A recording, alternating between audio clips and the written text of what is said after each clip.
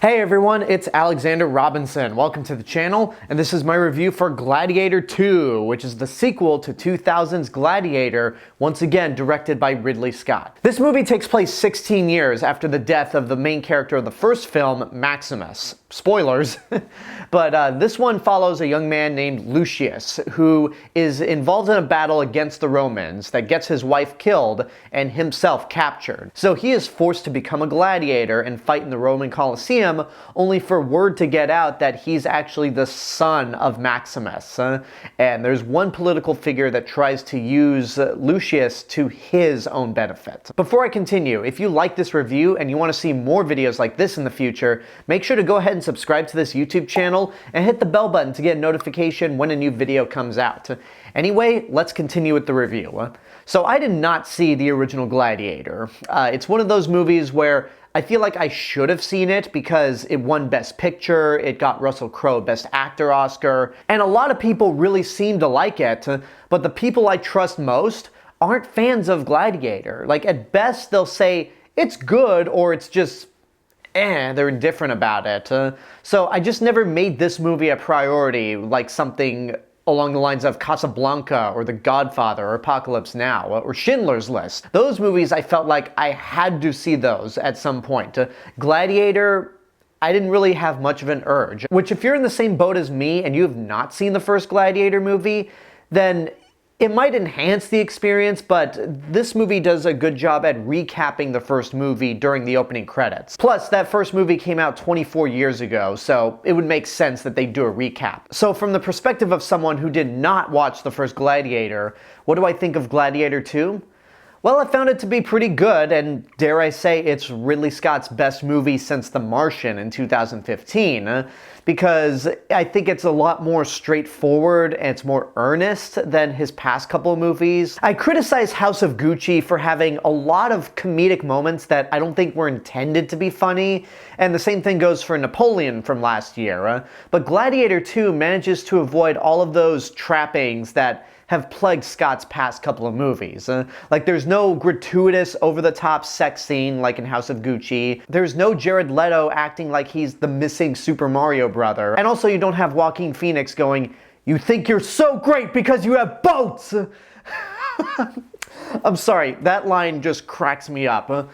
You don't have anything like that in this movie. Well, there's one thing in this movie that I think comes close to just being so absurd that I'm like, this has to be a joke. But all things considered, this movie was definitely more serious and straightforward. The best things about this movie for me were the action sequences and just the overall scope of the film. Ridley Scott is in his mid-80s, but much like with George Miller, he directs it as if he were 5 decades younger. Because the action scenes in this movie are massive, they're bloody, they're brutal, they're well shot, well choreographed.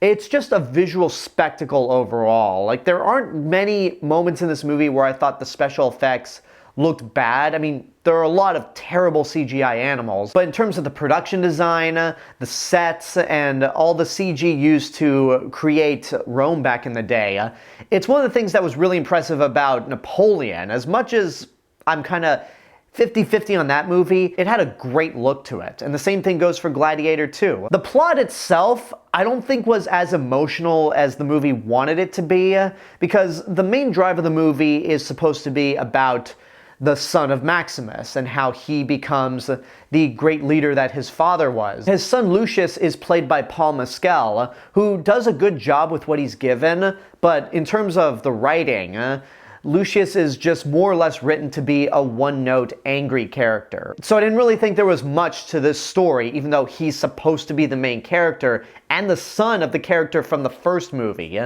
Honestly, the best character in this movie for me was played by Denzel Washington. Whenever Denzel was on screen, he commanded each scene that he was in, he has a ton of charisma, and he just makes for a really effective villain. He's pretty much scheming on the sidelines, trying to get power for himself, and playing in the good graces of the two emperors in this film, who are very over the top. And normally this would be a situation like with House of Gucci, where I'm like, are they intending to be funny? but they actually are. In fact, Joseph Quinn, who's going to be Johnny Storm in the new Fantastic Four movie, cited Beavis and Butthead as an inspiration for these characters, which totally makes sense, although when I was watching the movie, I was thinking more Don Jr. and Eric, but really, what's the difference? It's a really great side-by-side having these two really loud, really obnoxious villains paired up with the very quiet, calculating and scheming villain. And honestly, that was the more interesting part of the movie in terms of an actual story. Because again, the stuff with Lucius, while not bad, I didn't find it to be as engaging. But again, all the actors do a really good job. Connie Nielsen from the first movie comes back. She's good. Pedro Pascal is also really good in this movie, and he comes across as a very one-note character at first, but there ends up being a lot more to him the more you watch the film. Even though this movie clocks in at 2 hours and 40 minutes, I was never bored. I thought it moved at a really good pace. It's very enjoyable, whether it's the action sequences or watching Denzel Washington. I never found myself just wanting the movie to hurry up and finish. If there was one thing in this movie that I thought was legitimately bad, and this is the big, unintentionally funny moment that I alluded to early on, it's the sequence when they fill the Roman Colosseum with water, fill it with sharks, and make a bunch of makeshift islands complete with palm trees. Come on, guys. Like, that is... There's a lot that I was willing to buy with this movie. Like, even the guy riding the rhinoceros in the Roman Colosseum, I could buy into that a little bit.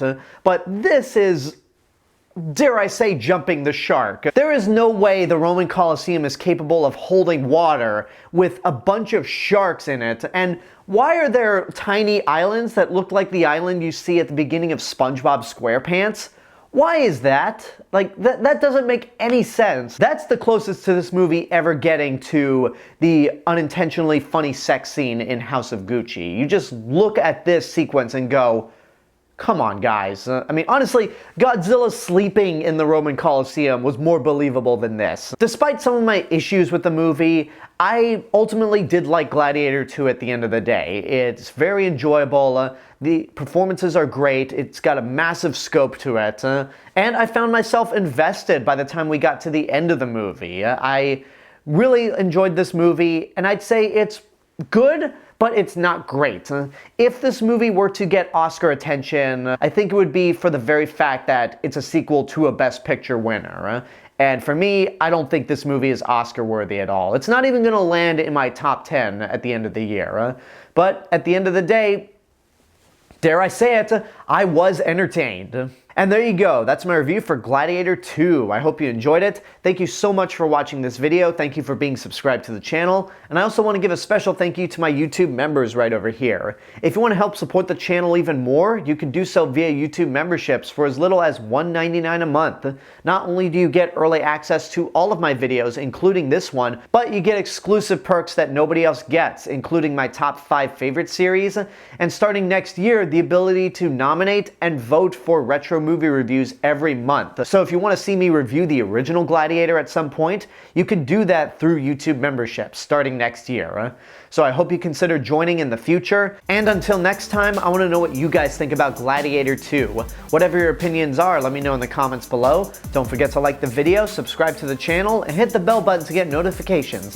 If you want to find me elsewhere on the internet, you can find me on these social media platforms down here, and my theme park and travel channel right here on YouTube. I'll see you guys in the next video, but until then, have a good day, and take care of yourselves.